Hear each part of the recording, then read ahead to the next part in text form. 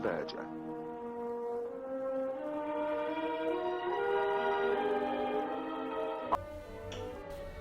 On an afternoon in May 1924, there was to be a christening in Peter Naval Square, a church made favorite by the fashionable for the ceremonies. The virtual Albert Foreman was earning his second best score for the occasion during his 16 years of service. He's had a succession of this role, but he had never been able to do them anyway, and so they lay graphic in brown paper and a part-time drawer in his bedroom. I told Grace gonna take out that drawer this morning to Holland. Sure, I will. So how much longer you gonna keep putting it? I don't know, but I just haven't got that rich. Yeah, it's somehow. Or you can possibly one with a lot of pottery of the place obviously.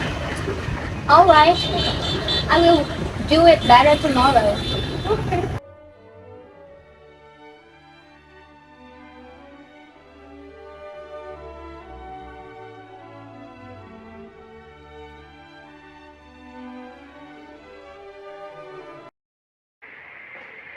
Good afternoon, my lord. Good afternoon, sir. Foreman, we got something rather unpleasant to say to you. You've been here a great many years, and I think everyone agrees with me that you fulfill the duty of your office to the satisfaction of everybody concerned. But the other day is to call something unusual, and I need to tell the trust order that you could neither with nor right. The last worker knew that, sir. He said it didn't make no difference. He always said there was a great deal too much education in the world for his taste. It's more amazing thing I ever heard. Do you mean to say that you have been a butcher of teachers for 60 years and never learned to read nor write? I went to service when I was 12, sir. I could in the first place tried to take me once, but I could. I never seemed to have the time. I have never found the one of it. I think a lot of these young waste a lot of time reading when they might be doing something useful. But don't want to know the news. Don't you ever want to write a letter? Oh, me lord, I seem to manage very well without. If I want to write a letter, my wife write for me. It's not as if I was a better man. Well, for men, I have a talk with the matter over with the gentlemen, and they quite agree with me that as a church like Peter's Neville, we cannot have a worker who can neither read nor write. Understand me, for me. I have the high opinion both of your character and of your capacity, but something may happen due to your converting emotions. Is it better to prudent as well as of the practical? But couldn't you learn from men? No, sure. I'm afraid I could. Not now. You see, I'm not as young as I was. And if I could put letter in my head when I was young, I don't think there's much chance of it now. To be the house with you, for me, but I just brother and I did quite make up our minds. We give 3 months, and if you end up that time can raise alright, I feel you have to go.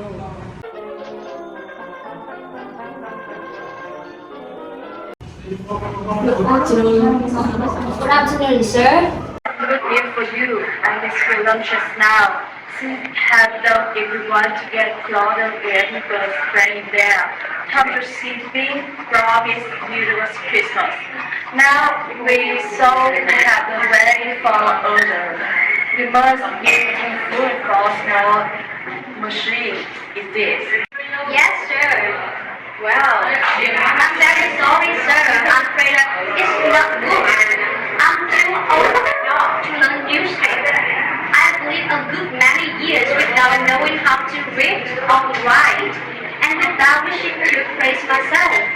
I think I may say have done my duty in that state of life, which displeased the murdered province to place me. If I could learn now, I don't know, as I want to do. Man, I feel you have to go. Yes, sir. I quite understand. I shall be happy to in my relation as soon as you found someone to take my place. When Albert Edwards had closed the church door behind the vehicle, and the two church wardens could not sustain the air of unruffled dignity with which he had borne the blow inflicted upon him, and his lips quivered.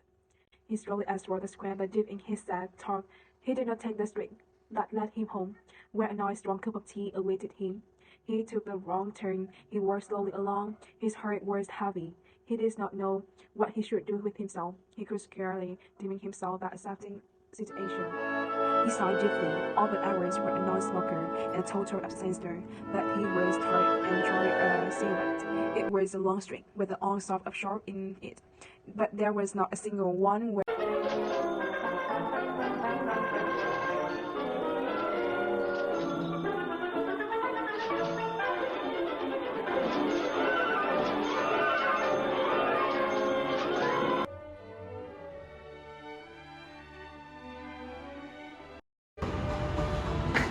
Good morning, Mr. Foreman. May I ask how late you are? That's right. I will call the manager. He asked me to call him when you arrive.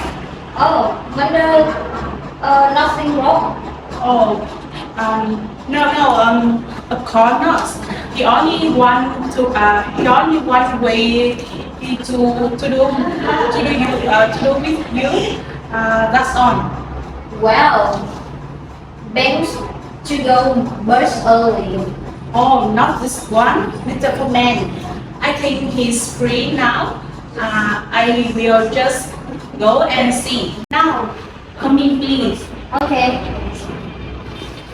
Good morning, Mr. Foreman. Sit down, please. Okay, thank you.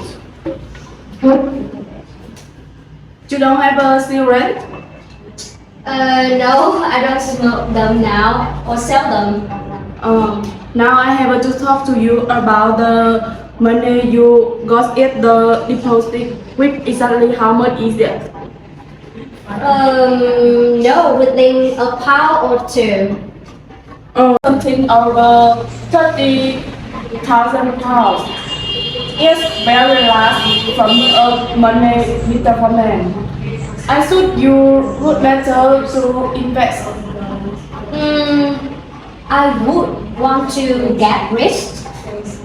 You would be just the shy to infer. Yes, but I would know what I was saying.